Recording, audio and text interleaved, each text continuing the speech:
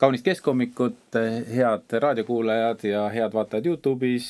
Täna on keskhommiku tavapärane saade, räägime poliitikast, ühiskonnaelust ja stuudios on Keskerakonna esimees Mihhail Kõlvart ja Keskerakonna Riigikogu fraktsiooni esimees Lauri Laats, mina saatejuhina Janek Mägi, nagu ikka. No viimased päevad on olnud vähemalt osade inimeste jaoks päris ärevad. Öösel tuleb sõnum, et on häire ja häire on päris, droonid lendavad, inimesed on hirmul. Mehed, mis toimub? Droonid lendavad. No ma arvan, selles ongi probleem, et keegi ei saa aru, mis toimub ja keegi tegelikult ei tea, mida teha. Ja kuna tänaseks me teame, et see ei olnud rünnak meie vastu, Ukraina droonid lendasid Venemaa suunas, siis me võime ju öelda, et päris ohtu ei olnud või ei ole. Aga tegelikult kahjuks see päris nii ei ole, sest kunagi ei tea, kuhu see droon kukub. Aga see droon ei ole niisama tore asi. See on ikkagi sõjadroon ja see koht, kuhu see kukub, sinna ta toob ka kahju. Ja kui see koht on koos inimestega, siis see kahju saab olema ka traagiline. Ja me ei tea, kas rünnakud Ukraina poolt Venemaa suunas tulevad ka edaspidi. Me ei tea, kuidas Venemaa reageerib ja mis on minu arvates kõige suurem probleem, et täna me näeme, et ka valitsus ei tea, kuidas reageerida. Ei tea, kuidas reageerida ka juhul, kui peaks tulema päris droonirünnak. Et meile tegelikult anti teada, et kaitsesüsteem selleks valmis ei ole. Et me lihtsalt küll investeerime väga palju raha, aga see, mida kaasaegse sõja puhul on vaja kõige rohkem, seda meil ei ole, et droonitõrjesüsteemi. Ja teine aspekt, mis on minu arvates sama valus, et tsiviilkaitsesüsteem ei ole ka ette valmistatud. Isegi kommunikatsiooni logistika ei ole läbi mõeldud. Ehk siis kui peaks midagi juhtuma, siis meid ootab kaos. Ja see, ma arvan, on kõige valusam järeldus, mida mina tegin sellest olukorrast. Lauri, inimesed on siiski hirmul ja see, mis Mihhail ütles, on päris hirmutav. Ja ma arvan, et loomulikult on neid, kes vaatavad asja rahulikult ja ei ole närvis. Aga mida sa ütleksid siis neile, kes ikkagi väga muretsevad, et ei oska käituda? Ja ma arvan, et need inimesi, kes võtavad asja rahulikud või ei ole närvis, on ikkagi vähemus. Ikkagi valdavad, ma arvan, inimestes on praegune ärevus ja eks ikkagi vaataks riigi poole, et mis sõnumid sealt tulevad. Ja kõik need sõnumid, mis valdavad on riigi poolt tulnud, on näitanudki, et me ei ole nagu valmis.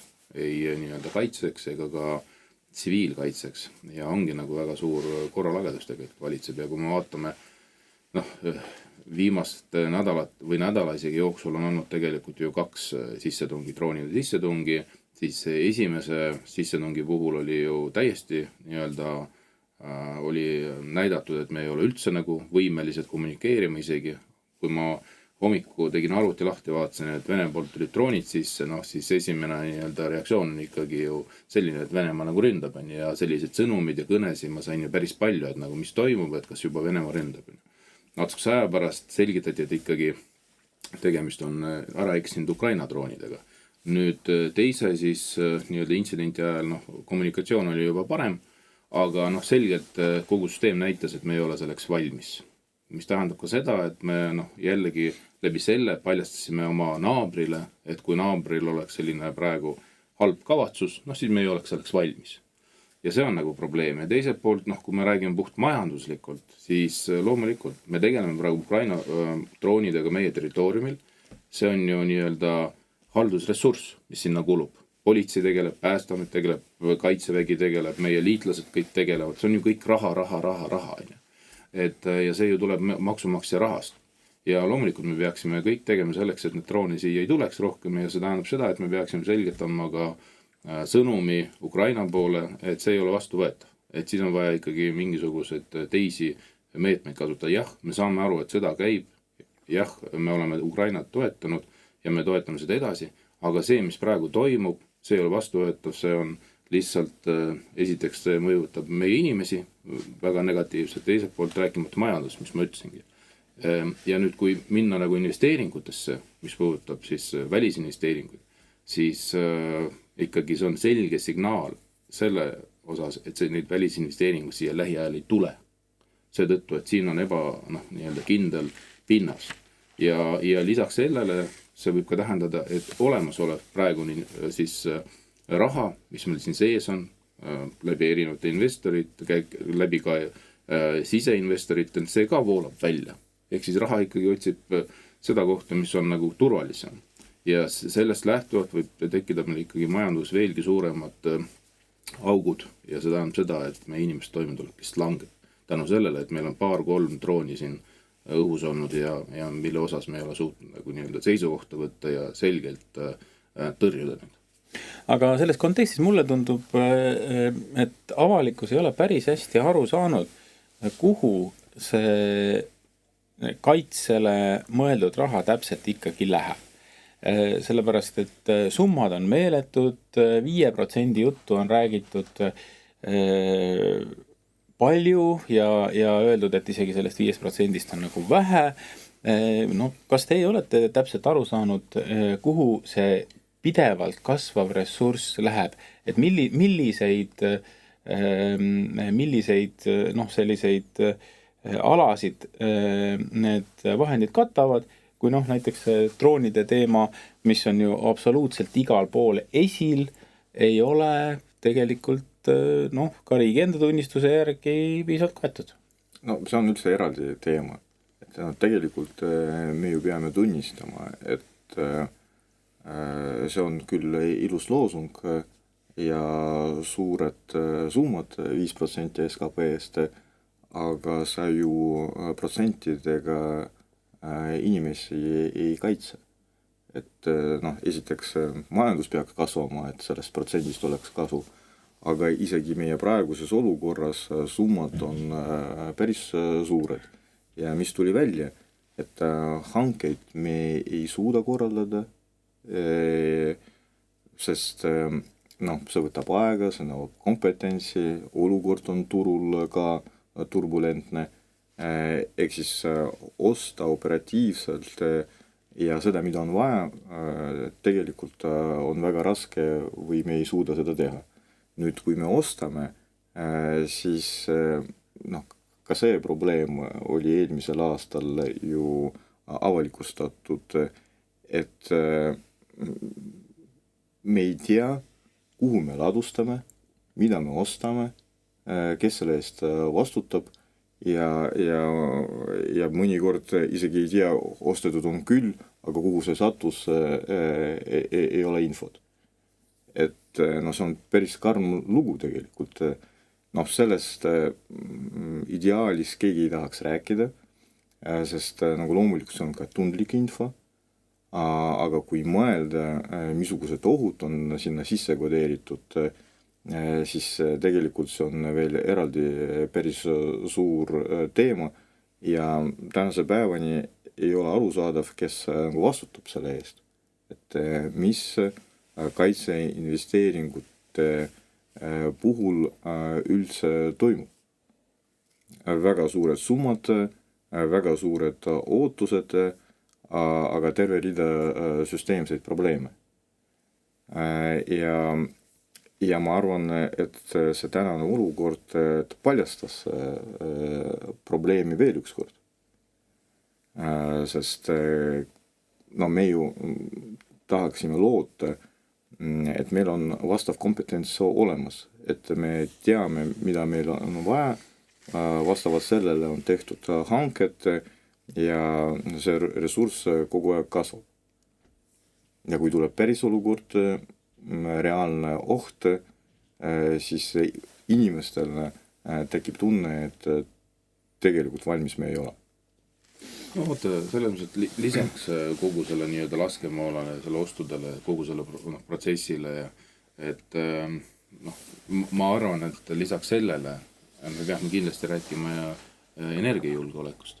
Et kui me ei suuda isegi energiajulgeolekus võtta konkreetseid otsuseid vastu ja pikaajalisi otsuseid, mis lähtub nii-öelda meie inimeste huvist ja mis lähtub tegelikult meie võimekusest, et seda energiat koha pealt toota, siis ka selles osas pidevalt võetakse ju hoopis nii-öelda teise suuna otsuseid vastu, et ehitame siia roheenergiat, anname sinna raha ja kõike nii edasi, aga nüüd me oleme praegu sellise olukorras, nagu me oleme. Ehk siis väga suur osa kütusest, mis on tulnud Pärsia lahe riikides, see on siis ära lõigatud. Maailmas on tekkinud vedelkütuse defitsiit. Siis see lööb otseselt ka meid ja ma arvan õige pea, kus võetakse ka otsused vastu, et meil piiratakse kütuse tarbimine, sellepärast muud võimalust tõenäoliselt ei ole. Lisaks sellele, et hinnad veel tõusevad. Nüüd siis valdavalt, kus me saame siis vedelkütust, on Leedust, rafineerimisjaamast. Küsimus, miks Leedu saab rafineerimisjaamaga hakkama? Ehk siis nad tegelikult ju naftat ostavad teistest riikidest sisse, teevad sellest bensiini või diisli ja siis müüvad teistesse riikidesse. Et miks meil ei võiks rafineerimisjaam olla? Jah, mingi hetk oli see meil isegi laual, äkki mingi 10 aastat tagasi ja miks pärast need otsused tolle oli tehtud. Lisaks sellele, et me oleks saanud rafineerimisjaamas ümber töödelda naftat, meil on olemas oma põlevkivi, millest saaks tegelikult toota nii bensiini kui ka naft või siis diiselt, mis tegelikult tagaks meie tarbijakindluse, et meil vähemalt oma riigis ei jääks nagu nii-öelda puudust kütusest. Ja täpselt samamoodi on ju selle elektrikagi. Ehk siis kui praegu sellises globaalses maailmas, nagu me oleme näinud nende uudised erinevates riikides, kuskil riigis ei jagu siis põllumajanduse jaoks vajalikke siis mineraale, kuskil riigis jagu teist toorainet ja kõik nii edasi, sellepärast on kõik globaalselt seotud. Erinevad riigid toodavad erinevad asju. Ja kui me nagu nii-öelda näeme ära, et mingi konflikti tagajärel lõigatakse kõik need jällegi tarneahelad läbi, siis tegelikult riigid jäävad nagu nii-öelda käpukile. Meil on võimalus teha kõik selleks, et meie sellisse olukorda ei satuks, sellepärast meil on olemas oma maavara. Ja see ongi see koht, kus me peaksime kindlasti läbi mõtlema juba oma julgeolekupoliitika lähtuvalt kõigist sellest, mis meil on. Ja tegelikult esimene asi, meil peab olema energiajulgeolek tagatud ja see on meil võimalus. Sa avasid nüüd meie järgmise teema. Me tahtsime rääkida nendest, et need majandusprognoosid üldse ei pea ja mitte ainult siis ütleme meie riiklike institutsioonid omad, vaid ma nägin ühte sellist tabelit, kus oli vähemalt 10 Eestis tehtud erinevat majandusprognoosi ja need tõesti tegelik ja siis see, mida prognoositi, need ei toimi. Aga ma läheks sellesse teemasse sisse üldse läbi Hormuzi väina ja kogu selle, mis võib siis tegelikult neid prognoose totaalselt ja kogu majandus seal juures muuta. Et kas teie arvates on mingisugune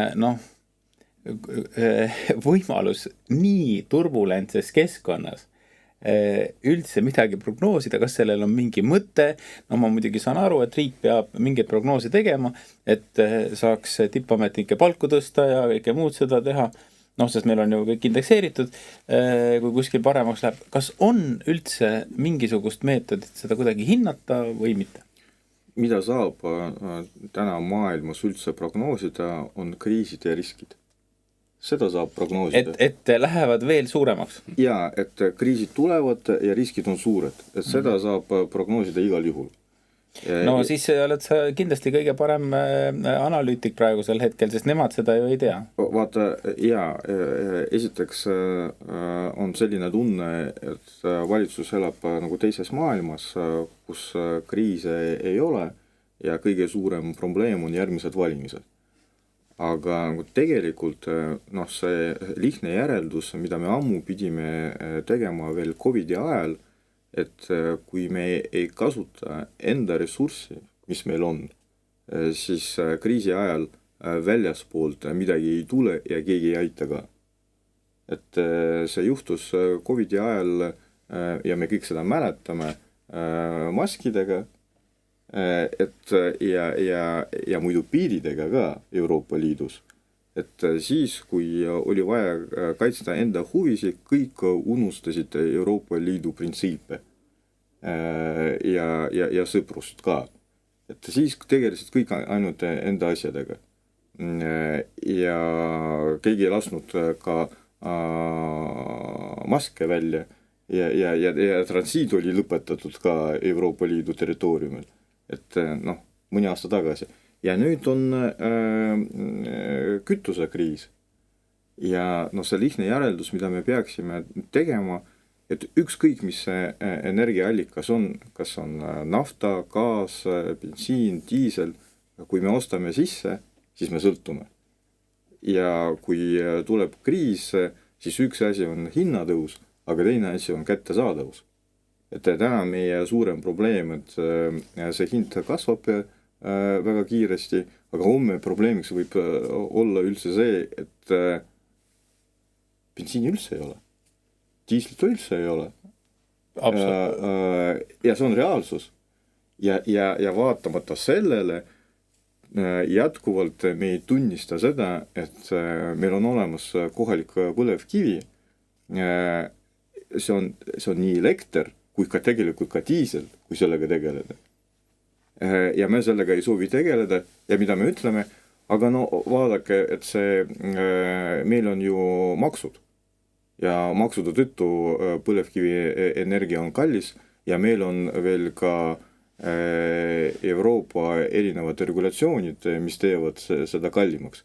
Vabandus, ma küsin, et kas keegi teab, mis saab Euroopaga aasta pärast või 10 aasta pärast? Mina tean. Eriti juhul, kui Euroopa ei muuda enda energeetikapoliitikat ja majandus jätkuvalt langeb. Et sa tõenäoliselt tead, kuhu satub Euroopa ja meie ka koos Euroopaga, aga eetris sa tõenäoliselt neid sõnu kasutada ei hakka.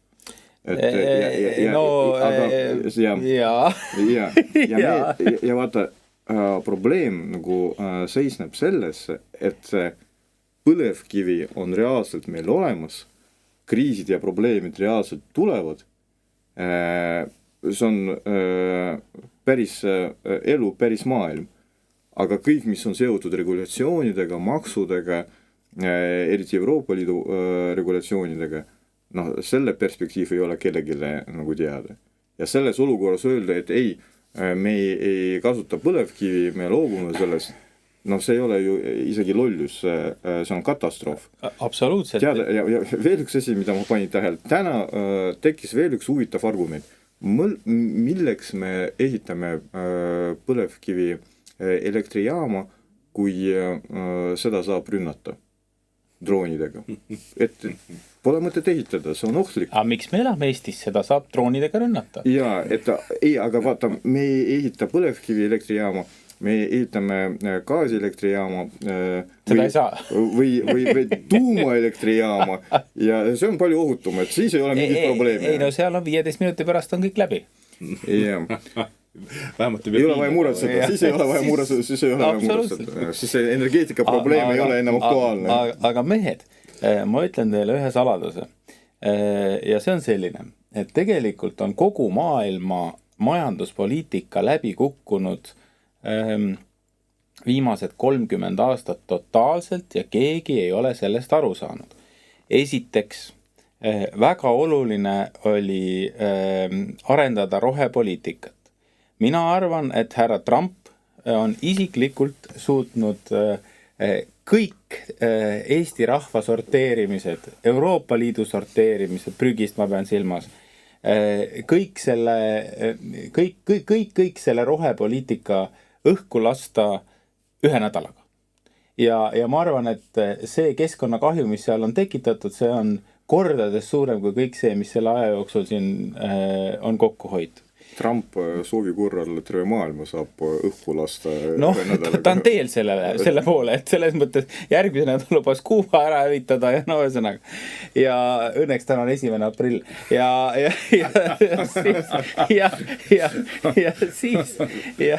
Siis saab täna avameelselt rääkida, pärast öelda, et 1. aprill oli. 1. aprill on ainukene päev, millal saab ausalt rääkida, mida ma mõtlen. Ja siis teine, mis on nagu väga-väga suur vale, et kaupade puhul on hind oluline, kuidas me toodame. Me lõpetasime ära rõivaste tootmise Eestisega, see on täpselt samasugune probleem, sellepärast, et kui sul on vaja sõdurid rindele saata ja sa ei suuda nendele isegi sokke kududa, siis see on ju päris õudne.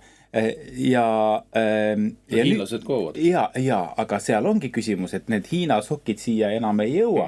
See aeg saab läbi ja nad võivad sulle öelda, et mitte ainult, et ma ei taha neid sulle müüa, vaid ma ei olegi nõus, eks ole, kannatage. Ma lõpetan ära teile arvutite eksportimise, ma lõpetan ära kõik need asjad, ma teile lihtsalt enam ei anna. Ehk siis see globaalne majandus, mis ehitati üles, see ei toimi praegu. See ei toimi ja see ongi läbi, et see mudel on täielikult läbi, sellepärast, et juba Wall Street Journal hakkas ju siin pikalt arutama seda, et tööstuspoliitika, mis tähendab siis tolle, kõike neid igasuguseid suuri piiranguid, on tagasi. Aga tegelikult ta pole kunagi ära olnudki. Need olid lollid riigid, kes panid oma tööstuse kinni, lõpetasid selle ära, ei tegelenud väga halvustatud protektsionismiga.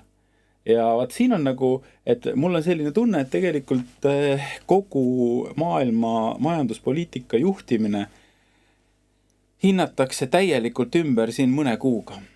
Et see jätkub nende kütusehindade taustal ja kõige sellega, et see on täiesti, rohepoliitika oli täiesti mõttetu, see on ajaloo prügikastis ja seda sealt enam keegi kätte ei saa. Kas seda teab ka Reformierakond? Muidugi, nad hakkavad seda kohe ellu viima pärast järgmisi valimisi, kui nad satuvad opositsiooni. Rohepoliitikat ja nad satuvad opositsiooni ja nad saavad seal seda ilus edasi viia. Ja siis teine asi, et odav hind on kõige tähtsam argument, mille järgi langetada otsuseid, mida kinni panna, mida mitte. Et see lihtsalt tuleb. Ma ütlen sulle kaks asja. Et esiteks see, mis praegu Lähis-Idas toimub, juba omab pikaajalise mõju. Ja siis isegi kui see homme lõpeb, siis see mõju juba on 3-5 aastaks miinimum. Aga see homme ei lõppe. Ja me ei tea üldse, millega see lõpeb. Ja teine asi, kui Euroopa enda energeetikapoliitikat ei muuda, siis majanduskriisist Euroopa välja ei saa ja kui majanduskriisist Euroopa välja ei saa, siis Euroopa Liit laguneb. Ja see ei ole mingi väga keeruline loogika tegelikult. Ja juba praegu nagu näeme, kuidas Poolas näiteks Euroopa Liidu tuleviku küsimuse hakatakse sisepoliitikas kasutama ja ka parlamendi valimistel.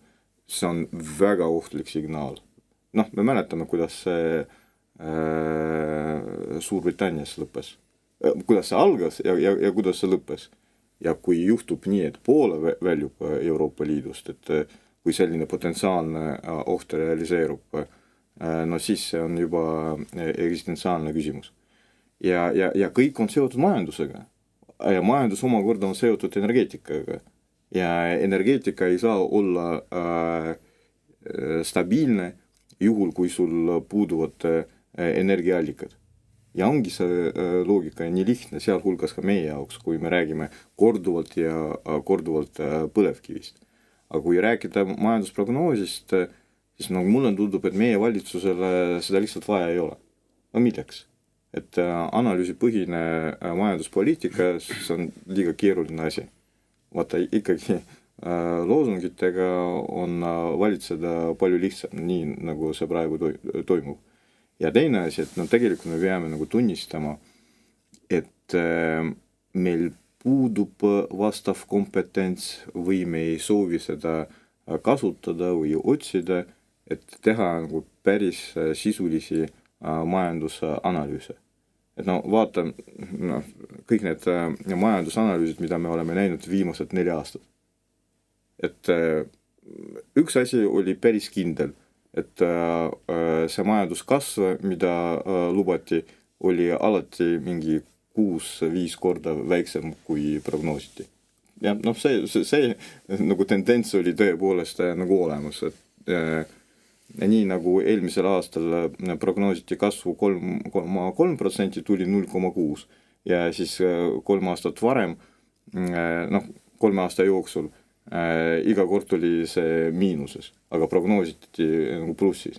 Ja see vahe oli alati mingi 6 korda. Ehk siis tegelikult sellest prognoosist ei olnud mingit kasu.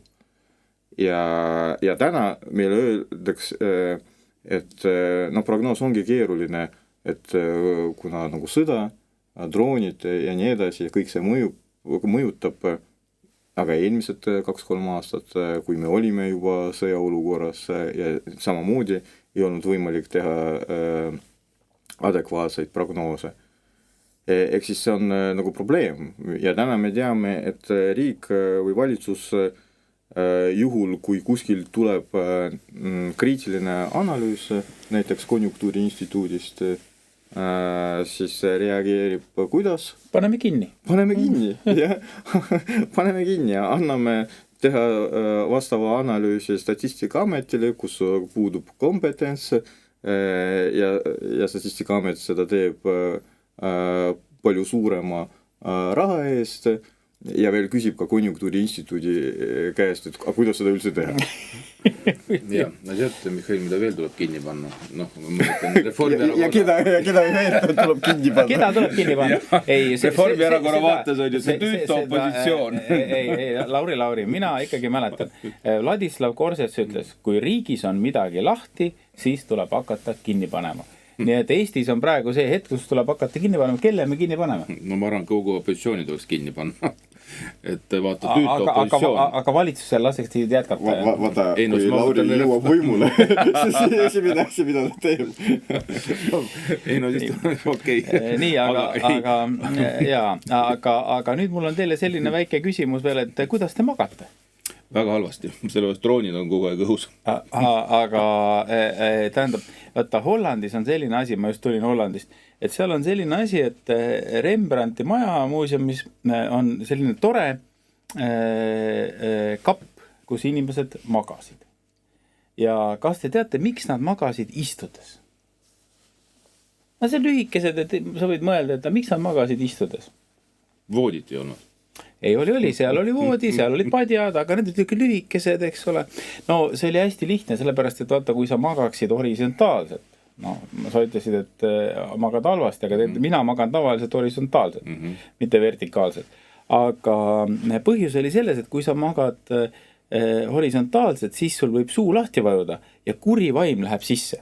Ja minul on selline tunne, et tegelikult, et osadel nendel, kes kella tahavad keerata, nemad magavad horisontaalselt ja neil on kuri vaim sisse läinud. Ja, vaata, nüüd ma saan aru. Välja kuidagi ei saa. Nüüd ma saan aru, miks ma nagu nii vähe magan on ja sellepärast ma kardan, et mulle see kuri vaim läheb sisse. Ei no põhiline tuleb magada suu kinni, et vaata üks variant... Mitte ainult magada, poliitikud võiksid ka töötada suu kinni. Täpselt, ei, peaks panema sükse sideme, teate nagu, et paned siia tutikene pähe ja seod kinni, et siis seda juhtu, et siis saad nagu magada. Aga mina pigem küsiks, et miks on nii, et Lauri ei maga, aga tema kass magab hästi. Kass magab hästi, koer magab hästi. Kassile kellaveeramine sobib. Tal on täitsa savi. Päriselt, jah. Tal on täitsa ükskõik sellest. Minul on ka näiteks, ütleme, mulle meeldib Eestis on selline tore poplaul, mis ütleb, et mis kell on. Õige vastus on, kell on Rolex. Et ma loodan, et noh... On veel üks tore laul, et meil on aega veel. Jah, meil on aega veel. Nii, aga te nüüd ei ole öelnud, et kas te tahate siis selle kella keeramise ära lõpetada või ei? Ega ma arvan, et ega see väga mõistlik ei ole seda kella edasi-tagasi kogu keerata, on ju, eks see natukene mingi ette nii-öelda paneb selle rutiini, võtab paigast ära, et mis sul on sisse kujunenud, on ju. Aga inimene harjub ju kõigiga, aga samas on selle kella keeramise teemal ju pidevalt sõna võetud ja Euroopas on tegelikult ka otsused ära tehtud, samas keegi ei ole need rakendanud ja eks ta on nagu kogu selle nii-öelda probleemide juures, kus me praegu oleme, millega peaksime tegelema, see kella keeramine on kõige väiksem mure. Aga kindlasti ta osadele inimestele mõjub üpriski negatiivselt. No tegelikult tervisele see mõju on negatiivne, see on juba ammu uuritud ja see on probleem. Tõepoolest kella keeramine on ammu otsustatud, et seda tuleb lõpetada Euroopa Liidus, aga üks väike nagu aspekt, et Euroopa Liit ei suuda kokku leppida, et mis suunas? Ja kas ette või taha, et millal nagu lõpetada kella keeramist, kas suvel või talvel. Ja see tegelikult see näitab, kuidas Euroopa Liit otsuseid võtab vastu ja kui suur see operatiivsus on. No õigluse nagu huvides tuleb muidugi öelda, et siin on olemas ka majanduslik aspekt, et ehk siis elektri tarbimise aspekt, aga kui on juba otsustatud, et seda tuleb lõpetada, võiks juba aastate jooksul jõuda nii kaugele, et seda ka ära teha. Ja selle teadmisega me ka tänase 1. aprilli saate lõpetame, tehke palju nalja, naerge, sest tõesti on selline tore keskkond, kus droonid lendavad ja midagi polegi nagu juhtunud. Et kohtume jälle nädala pärast, stuudios olid Keskerakonna esimees Mihhail Kõlvart, Keskerakonna Riigikogu fraktsiooni esimees Lauri Laats ja mina saatejuhina